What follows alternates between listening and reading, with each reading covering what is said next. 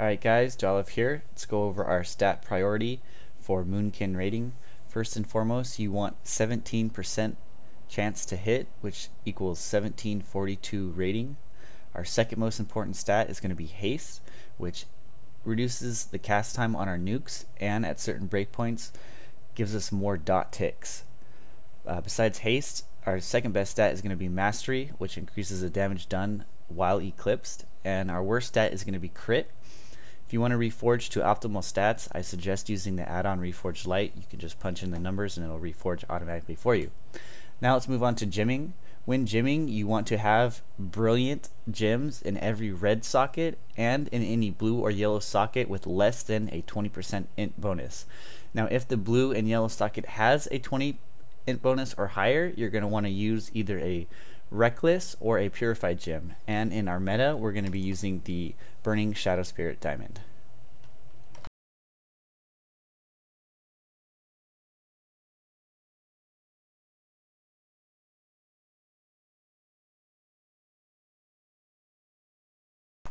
Alright guys, going to be going over the balanced druid talents here. In the first tier of balance we have Nature's Grace, which you want to put 3 points in. It is one of the better talents, increasing your spell haste. Following that, Starlight Wrath, really easy one, reduces the cast time of your nukes. Nature's Majesty increases crit by 4%. We're not really big on crit, but it's a talent you gotta take. Balance of Power increases your damage, but more importantly increases spell hit proportional to the amount of spirit you have. That's pretty huge for us. Genesis increases the duration of your dots by 6 seconds. Euphoria increases the chance to double energy while you're not eclipsed, but more importantly it restores mana when you reach an eclipse. Moon Conform, that's an easy one. Typhoon, not really needed for rating, has its situations where it can be needed. Shooting Stars makes your Star Search an instant proc, or excuse me, makes it proc on instant cast. Solar Beam, an interrupt, 1 minute cooldown, not that great, still okay to have. Gale Winds, increases the damage by Hurricane and Typhoon, and also increases the range of Cyclone. Not huge for rating, but there's not really much other options. Alkin Frenzy, anytime you get damage, it increases your damage done, and you have no spell pushback, which is okay. Force of Nature, really easy. Summon Treants to help DPS. Sunfire changes your Moonfire. Earth and Moon is basically a curse of the elements, which is really nice if you raid 10 men and you don't have a Warlock. Dream State, I picked this up because sometimes if you're solar cleaving, you might have to innervate yourself because you're not getting mana back from getting eclipses. Fungal Growth, this is another personal preference for me. I find on some encounters that having the snare is good and worthwhile. And finally, Starfall, really easy to pick up, great to use while in Lunar Eclipse. Now we go over to Resto tier. First tier, Natural Shapeshifter, reduces the amount of mana when shapeshifting. Heart of the Wild increases intellect by 6%, which is really nice. And finally, over here we have Master Shapeshifter, increases spell damage by 4% in Moon Conform. That's great. Now we should have 3 talents left over. These are all usually personal preference. You can put them all into Perseverance here to take reduced damage, help your healers out. I personally like 2 points on Feral Swiftness, just in case there's a moment that I need to run around, or if I'm snared, my Stampeding Roar or Dash will remove that snare.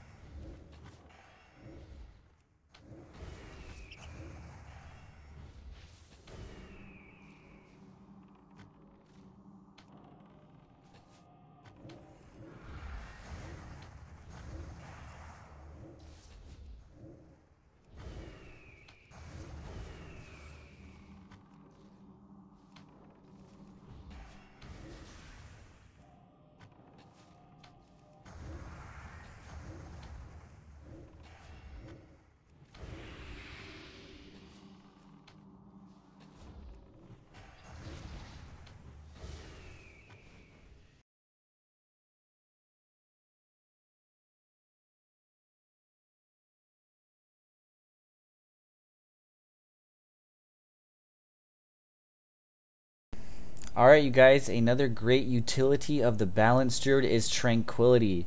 If your raid is in trouble and you're taking lots of damage, as you can see, it heals 5 nearby lowest health party or raid members.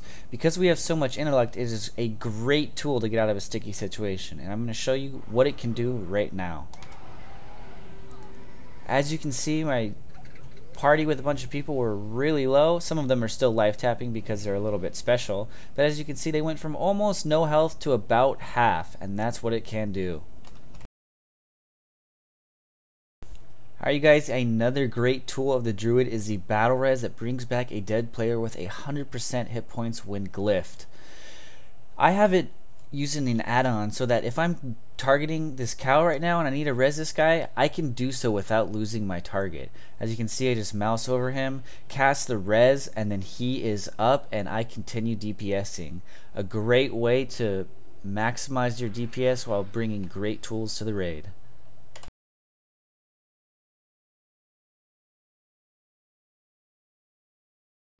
If you guys were wondering what I did to make my battle res work on mouse over, I used an add-on called Click, and I have Rebirth bound to button 7 on my gaming mouse. That way I can just mouse over a target and res them while maintaining my target and not losing any DPS time. Also, I have this little macro for the tree ants. As you can see right here, it showed tooltip Force of Nature, Use Force of Nature, and Pet Attack. What that does is if you press your Force of Nature key twice, it'll cause your treants to attack the target you have selected. So as you can see, I sent him in on this training dummy. If I want him to change, I can move him over here or move him to the next one. The whole reasoning behind this is if you're trying to kill a boss and he's really low and you're popping your treants, you want to make sure he's hitting the boss and not an ad or anything. So this way you can make sure that they're going to be killing the boss. Alright you guys, that concludes the rundown of balanced druids in PvE. Now it's your turn to go out and see what you can do. Keep in mind you might not get phenomenal results from the start, so you have to practice in 5-man dungeons, raids, and on target dummies. If you liked my UI, a link will be provided where you can download it, and be sure to tune in Miss and Pandaria when things change. Take care.